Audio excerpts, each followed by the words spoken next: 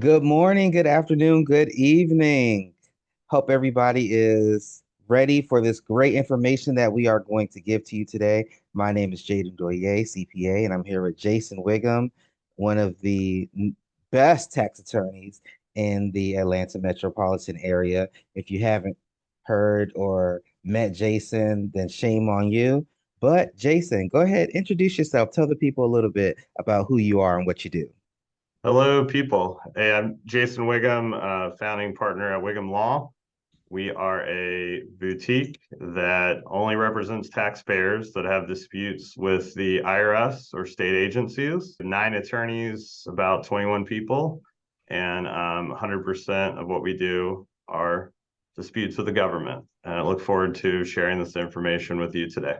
And if you don't follow Jason on social media, please do. I've seen some amazing success stories where if correct me if I'm wrong, but there have been times when you have settled people's tax debt for about $1, right? I mean, we try, yeah. Sometimes, you get lucky and you save someone a lot of money. All right. Well, for those who don't know who my name is, I'm Jaden Doye. I'm also known as the law firm CPA because as president of Prestige Accounting and Consulting, I help law firm owners reach new heights and catch more flights. I do this using specialized accounting and consulting strategies. We've been in business since 2019, and since then we've had tremendous growth. And I'm not originally from Atlanta. I moved here from Maryland.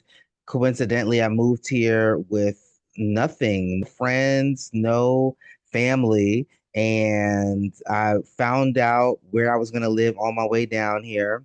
And very similar in business, started with no clients, no startup loans or anything, started from the bottom and worked my way up.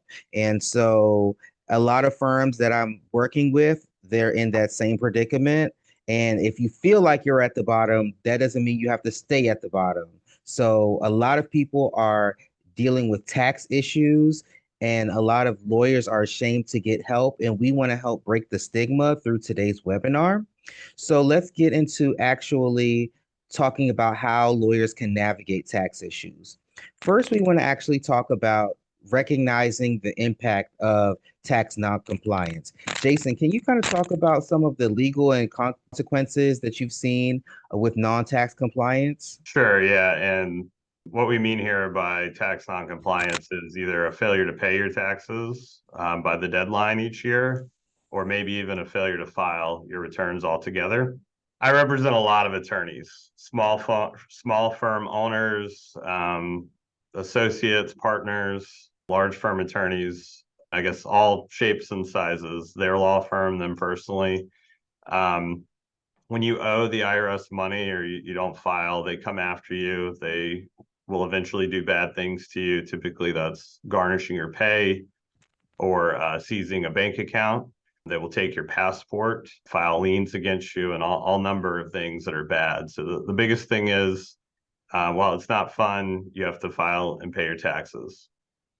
Absolutely. And for me, I get people who say, "Oh, I want to file, but I know that I owe, so I'm not going to file." And I'm like, no, that's not going to help the situation. And not filing those returns or knowing you owe and not working out some type of agreement with the government will hinder you from purchasing a home, selling your home sometimes, and sometimes can even get your driver's license revoked, your passport revoked. So if you want to reach new heights and catch more flights like me, then we need to make sure that those taxes are filed and paid. Hey, So, Jaden. Oh, sorry to interrupt you. I was going to say the other thing I see a lot, failed to mention, so many people come to me and they say that they can't sleep at night. It's causing them all the stress. So I think, mm, making sure you're taking care of this and working with good professionals to make sure you don't get into these problems is definitely the way to go. I rarely have a client who's happy about the situation they're in. right. Agreed. So let's say someone is in the situation. Let's go through what tax resolutions are available. Tax resolution options are available. Sure. So, when you owe the Internal Revenue Service and most state agencies a liability, they will let you enter into an installment agreement. The IRS is quite friendly with them. Generally speaking, if you have a full pay installment agreement, you can get at least 6 years, sometimes longer, to repay the liability. They also have these installment agreements called partial pay installment agreements. And what that means is you will not pay the liability in full if you enter into this agreement and honor it. They will literally agree to take a partial payment of the liability over the time frame that you owe it. So you really only qualify for that if you don't have the assets to pay the liability in full. But for a lot of people, it's a good deal. And if you do have the assets to pay in full, they're pretty flexible and will give you a decent amount of time to pay. All right. So an offer in compromise is the resolutions that you hear about on the radio ads and TV about settling for pennies on the dollar. It is the lump sum settlement program offered by the IRS. I do a lot of offers in compromise. Fortunately, many people do not qualify for them. And even out of the people who do qualify for them, many of them, it's not the best option. You have to stay in compliance with your taxes for 5 years. And you have to start paying your taxes, which for a lot of my clients, that is a big change for them. So from my perspective, it's a formula. The IRS looks at all of your assets, all of your liabilities, and your monthly cash flow, and it calculates what they think they can collect from you over a certain time frame, and then they discount that number if you're able to pay them in full right now. So it's a formula. We calculate whether someone qualifies or not, and we tell them on the front end. For a lot of people, like I said, even if they do qualify, it's not always the best option. All right. Currently not collectible status, or hardship status, it's referred to sometimes. Similar to the partial pay payment plan I missed, the IRS will agree to put you in this special status where they leave you alone. They don't require you to pay anything. They will not take any enforcement action against you. They have just determined that you are unable to repay them. So this means you don't have any liquid assets that they want to take, number one. Number two, they've looked at your monthly cash flow and they've determined that you need the entire monthly cash flow to pay your necessary living expenses. So I go to the IRS, or my team goes to the IRS, and we advocate on your behalf to show them that you qualify and that your cash flow is needed to pay those living expenses. All right, when you owe taxes, they typically charge 2 penalties. Let me take that back. If you do not file or you do not pay your taxes on time, they charge 2 penalties. So there's a late filing penalty. It's 5% per month, up to 25%. And then a late payment penalty. It's a 0.5% per month. And then eventually it becomes 1% per month. They start charging it at the deadline at April 15th. The extension that you can file to extend the tax return filing until October does not apply to the late payment penalty. But long story short, late payment penalty is charged until it hits 25%, or if you have both penalties, it maxes out at 22.5. Long story short, the penalties can be close to 50% of the original liability. A penalty abatement is a request where we ask the IRS to waive these penalties. If you qualify, it is a great option. We have to show that it's either the first time you've had a tax problem or that you have reasonable cause. And reasonable cause is basically you had a medical issue, you had some problem that prevented you from filing on time or paying on time. And it's really a persuasive writing that we submit to the IRS to show them how you meet this standard. Like I said, if you qualify, it's great because it's a very significant reduction of the liability, but not everyone qualifies. I have a question about penalty abatement. Have you found that penalty abatement is easier to get with the IRS versus Georgia? Do you feel like it's the same? It's definitely easier to get with Georgia. Georgia's Okay. standards are lower. What they'll accept as reasonable cause is lower. I wouldn't say it's quite dog ate my homework type level, but it's Okay. yeah, it's closer to that, whereas the IRS really expects you to prove it. Also Okay. depends on who you get, with the IRS, who has your case, where you file it. Um, Another option that I find that most people don't want to do or maybe don't appreciate is bankruptcy. So you can actually get rid of income taxes by filing for bankruptcy. You can get what's called a discharge. That is the legal order to get rid of the liabilities you owe in a bankruptcy case. Taxes are special, though. You have to wait certain time frames. So on every single case I have, we look at what are those time frames. So it's generally 3 years from the tax return due date or 2 years from when you file the return, whichever is later. And then there's some other dates that can apply. But long story short, we look at, what date in the future are these taxes dischargeable? And we try to delay and minimize what our clients pay to get to that date they can file. What I learned in my practice is that when someone has tax debt, they tend to have other debts too. So maybe they have credit card debt, medical debt, business debt. They have this other unsecured debt, which the IRS doesn't give you credit for. So if you're, paying, in installments towards this debt, the IRS isn't going to consider that a necessary living expense. So sometimes it's a problem. Fortunately, in Georgia, the exemptions that you get in a bankruptcy case are not very favorable for the debtor. And so an exemption is the property that you get to keep when you file for bankruptcy. The equity amount in a home is pretty small. You can exempt retirement accounts, which is nice.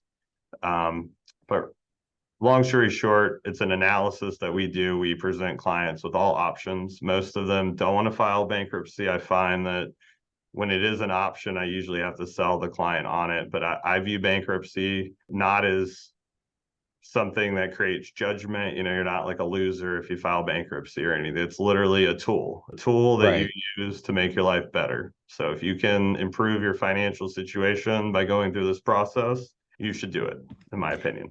And for clarity purposes, are you talking a chapter 7? For the most part, yeah. I mean, there are Okay. two, you can do 13s or even there's this new like chapter 5. And you can do a chapter 11 too as an individual. But for most people, it's going to be a 7. And I don't practice bankruptcy. I know enough to be dangerous, as I'm sure you can Okay. see, but we see what's dischargeable. If we think it's going to be an option, we engage a bankruptcy attorney and work the case concurrently.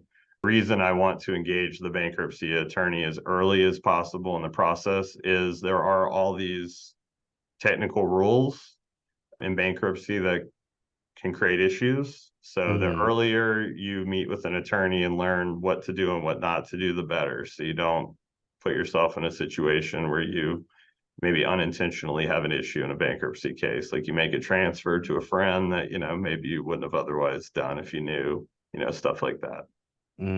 Yeah, it sounds like a lot of paperwork, which is perfect transition to our next part, which is the importance of having your financial documentation for tax resolution.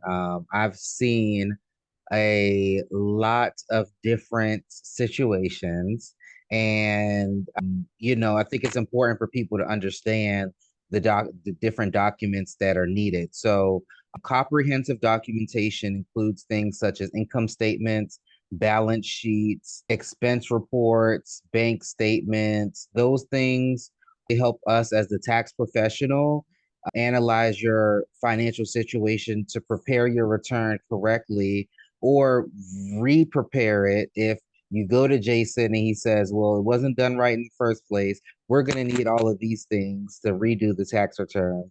Or if they need to do the assessment to see if it was done right in the first place, all of those things are important. So making sure that you have all of that is key. And don't just depend on your accountant to keep track of your financial documents. Keep an internal file where you are saving those documents as well. I think too often people will close a bank account and they don't get the documents before they close the bank account. So before you close a bank account, please make sure that you get checks of checks that you remitted and deposited, in addition to paper copies of the bank statements. Working with the CPA can help you as far as make sure that you have your timely financials. So there's a number of different reasons why you would want to work with the CPA as it pertains to making sure that taxes are in order. For one, CPAs are trained to understand the nuances of tax law and accounting principles. A lot of times I get new clients who maybe they're working with a tax preparer who's kind of new, right? And when it comes to specialized accounting principles, especially when it comes to working with law firms, not everybody is an expert in that. And so some people don't even understand that the money that's deposited into a trust account, if that's a retainer in the state of Georgia, that's not earned income. Some people consider that earned income, therefore they are overstating income. And if you report that to the IRS, now you're overpaying taxes. Okay.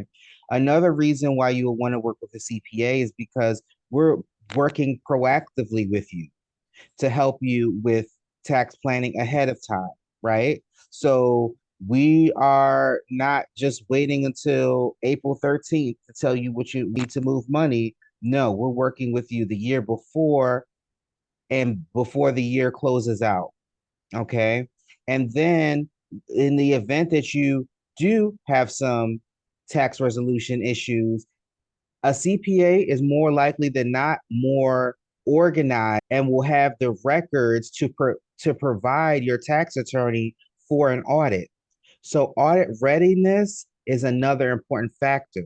And time management.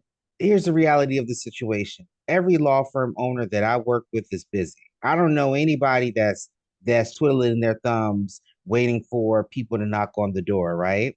And so being able to manage your time appropriately and have a professional that can do a lot of the financial work for you ahead of time helps you with time management as a law firm owner.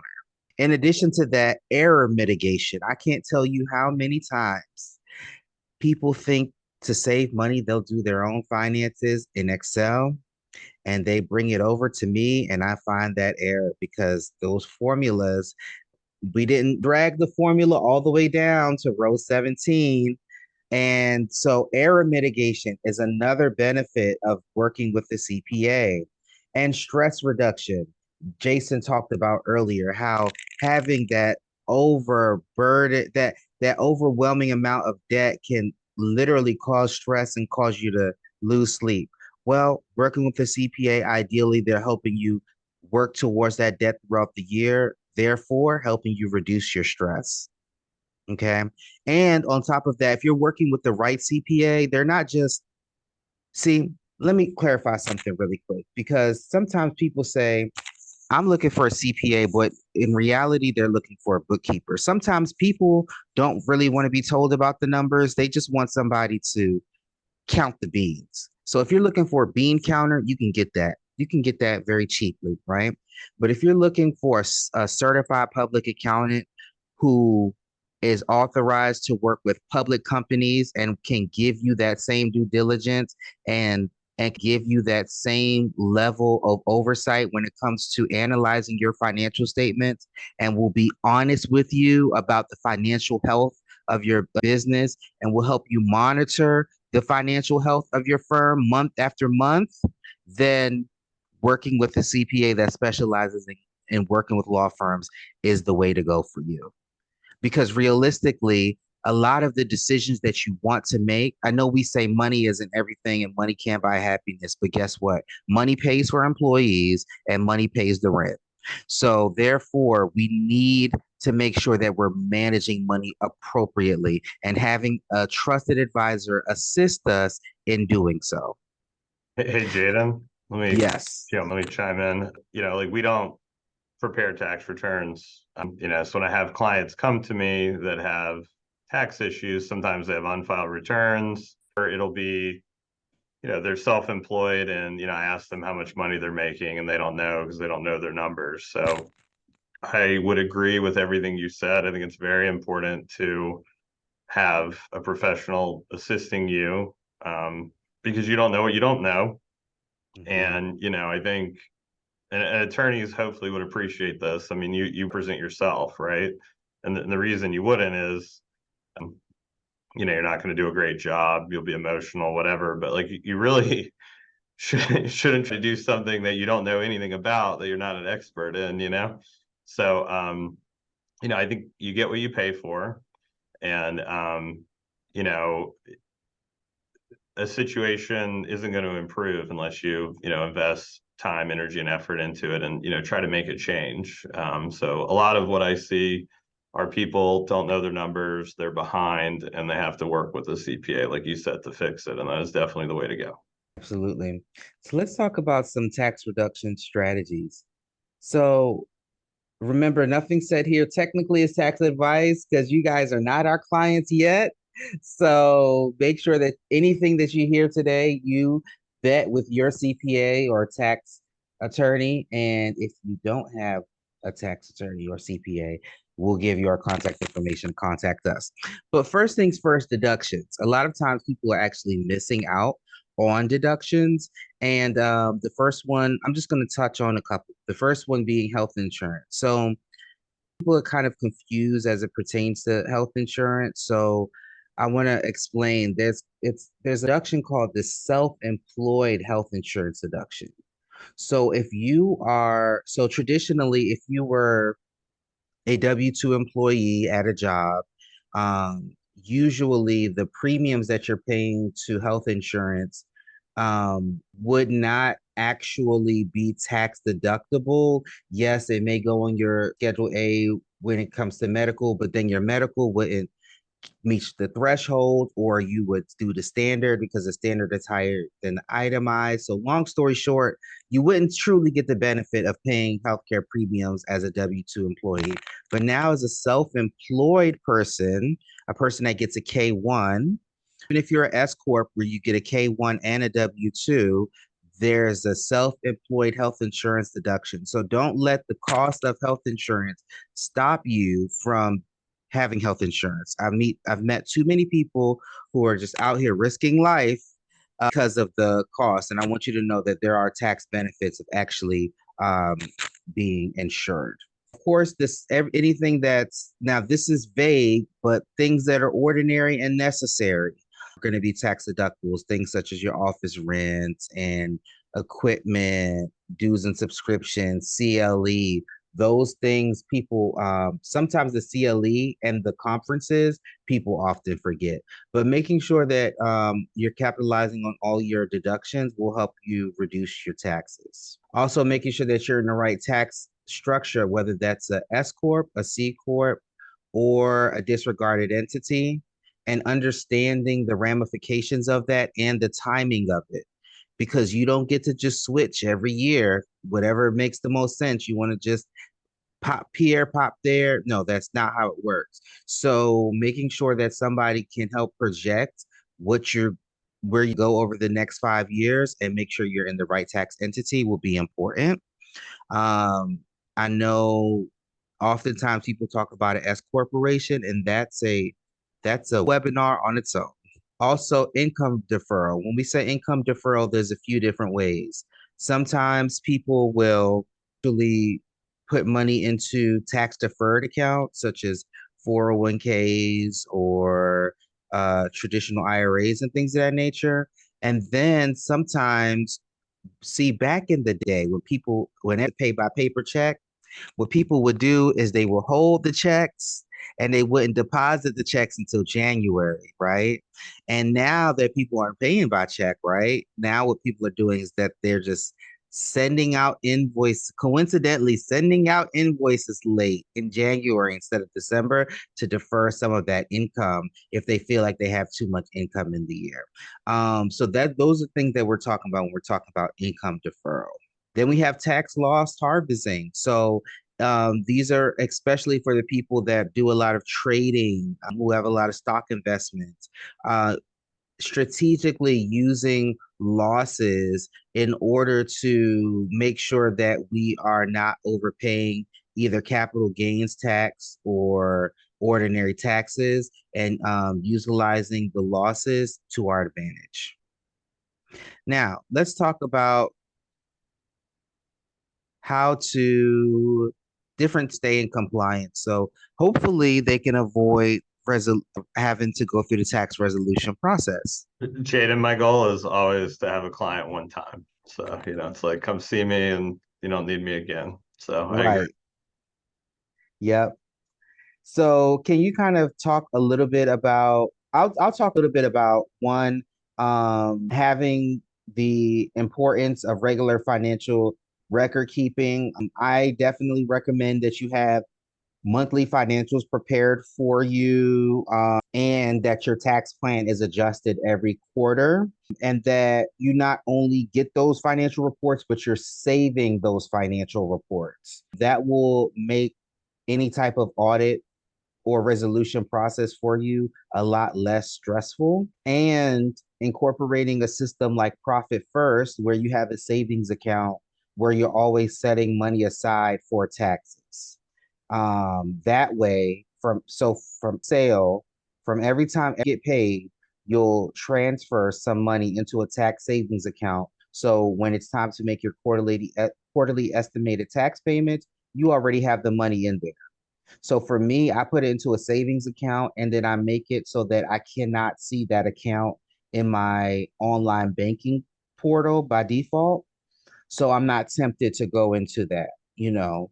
Um, I can money into it from online banking, but it doesn't pop up on the home screen, so I don't even think to use it for spending.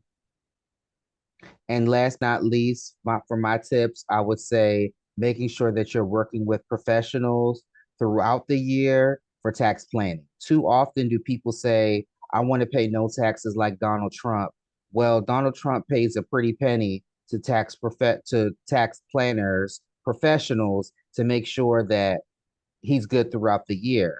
And a good CPA and CFP are always going to earn their worth, meaning, let's just say you pay $10,000, right, for a year.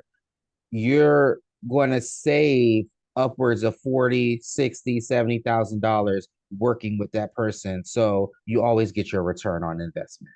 Can you kind of talk about making sure that they have check-ins with the tax attorney to ensure compliance? Yeah, so typically what we do is we have a power of attorney form on file with the IRS for the client. So the IRS has to contact us and can contact the client directly, and it also lets us get copies of all letters, access the client's tax information. So we typically leave that form on file when the matter is over. And so any notices that come out, we also use this transcript alert system where if there's an audit or any problems or anything of that nature, we're alerted to it. But yeah, in general, if the resolution with the client isn't permanent, right? It's not like a settlement, it's like a payment plan or currently not collectible status or something of that nature where they still owe this liability. I think it makes sense to check in at least once a year.